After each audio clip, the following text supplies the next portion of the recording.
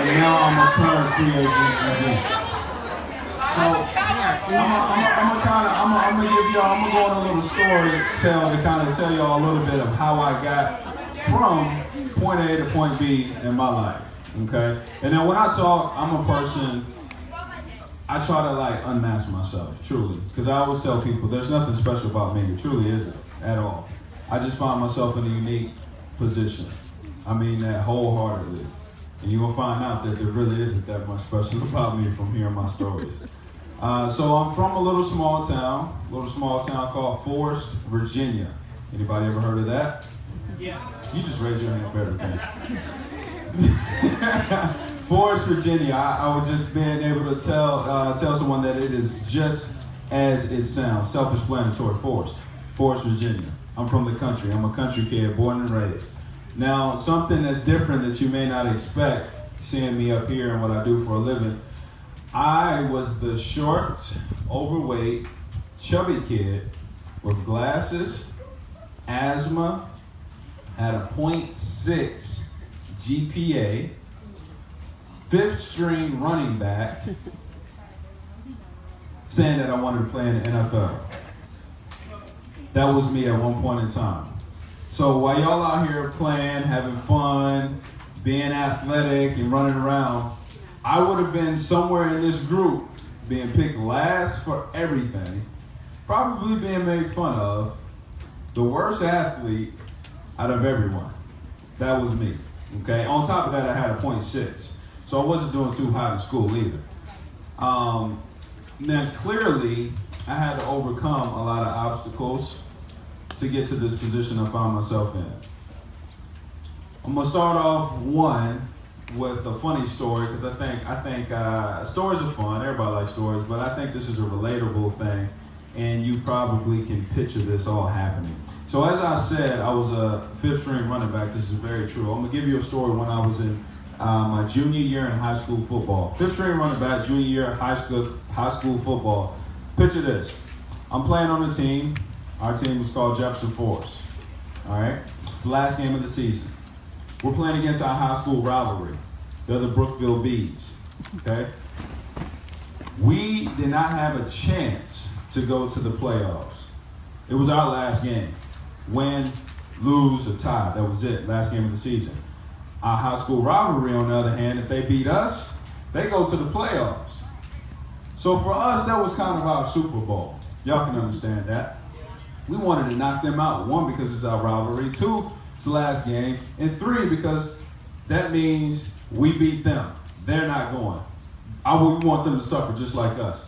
So coming out, break the white tape, come out, national anthem. I take off my helmet, put it on the sideline, pick up a little Sprite, I get some M&Ms, and I'm watching the show. Why? Because I never played. I was a fifth string running back. I never played one snap my whole entire high school career up to this point, junior year. Stick with me now. So from there, the game continues, go out, offense, we get the ball. First string running back gets hurt the very first play of the game. Now I had a buddy of mine, he was terrible. He was really bad. So we would always stand beside each other with our helmets off, just eating our little M&Ms, drinking our Sprite. He sees the first string running back gets hurt. He taps me. His name's Speedy. He taps me. He's like, "Hey, Rashad, you think you're going to get in?" I looked at him. Nah, they ain't going to put me in. They put in the second string running back. He goes in there. A couple plays later, he gets hurt. Speedy. "Hey, Rashad, you think you're going to get in, man?" Look at him. Nah, they ain't going to put me in. They ain't going to put me in. This is a true story. Third string running back goes in the game. Plays a couple plays. He gets hurt. Speedy. "Hey, Rashad, you think you're going to get in, man?" I look at him. I sip my Sprite. I don't know. I might. Fourth string running back goes in. He's doing awful. I've never seen. He's running the wrong way, blowing up the plays. We don't know what he's doing. They tape up the ankle of the first string running back to put him back in. They found out he can't play. He's limping everywhere. They take him back out. So now they're drastically down to the fifth string running back. Here I am, fifth string running back. Speedy's over here was like, "Hey, Rashad, they gonna call you." I said, "I know they might. They really might." The coach says, he looks back, he looks at me, looks somewhere else, puts a receiver in to play running back instead of me. I said, I'll be daggone. He goes in, he gets hurt. They have literally no other choice but to put me in, right? So the coach looks back, she was like, Jennings, get in the game. He didn't want to put me in.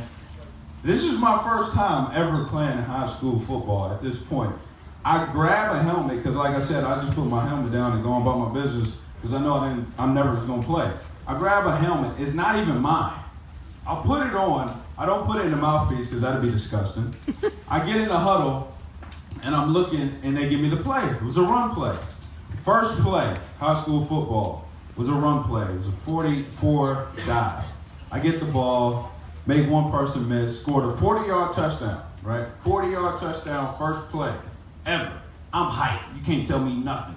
I'm over here, heel clicking, swinging, telling, I told you I could die. Told you. Come back on the sideline. I chest bump Speedy. He falls down. I help him back up. We go back on the sideline. I continue to drink my Sprite and stuff. I figure I was done. Long story short, another point, they put me in the game. 3, 4, 5 plays later, I score another touchdown. It's 14-14 going into halftime. I've scored 2 touchdowns. Now I'm in the locker room, amped up. You can't tell me nothing right now, okay? We come back out. Similar situation on defense where a lot of guys was getting hurt constantly, over and over, so they had no choice but to put me in the game. Defense, playing defense at end. First time coming off the edge. I make the tackle miss. I hit the quarterback, he fumbles. I scooped up the ball. I take it in the house. Touchdown, right? This is 3 touchdowns. We're up 21-14 at this point in time. Long story short, we get in the fourth quarter. They score. It's 21-21. They score a field goal. Now it's 24-21 them. Fourth quarter, I'm playing defense. At the end of the game with 1 minute left, they back up to throw a screen. I sniff it out, I run, I pick the ball, and score. It's 28-24, we win the game. After the game, the coaches came up to me, lifted me up, gave me all this praise, all this crazy stuff.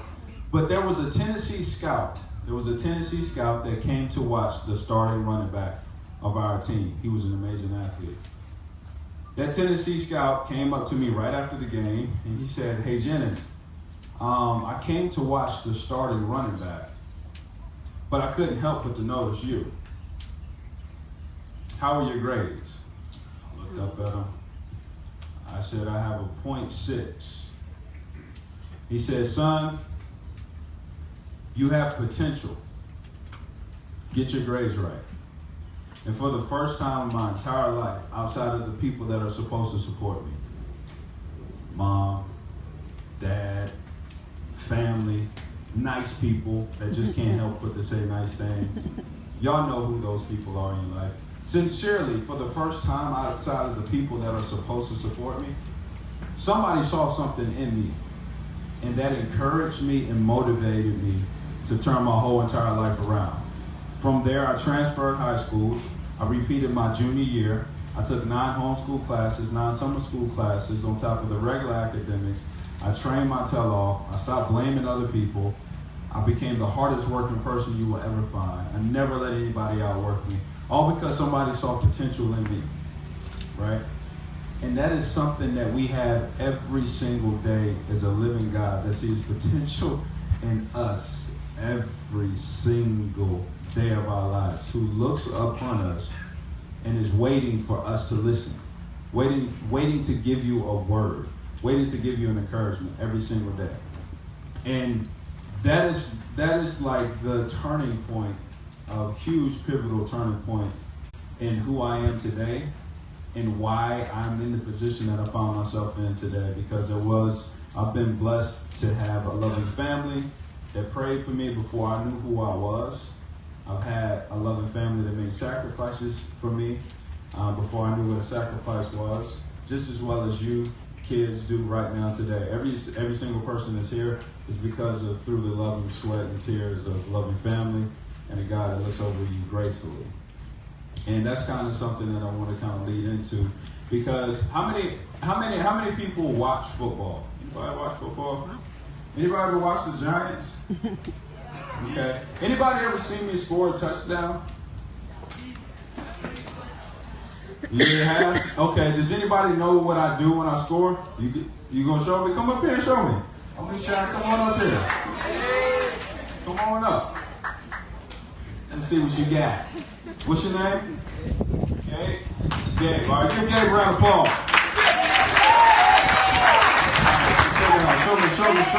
Show me what happens when I score a touchdown. Okay. Something like that. It is. It's very close. This is what I do. Right? And now I'm going to explain it to y'all. Like this.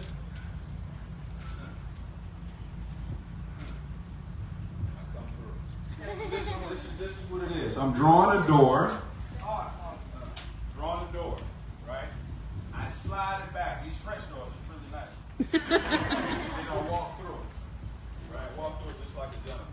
Something that stands for, appreciate it, you can sit down. Something that stands for me is in life. I feel like we have many walls in life. Naturally. Walls are a beautiful thing, actually.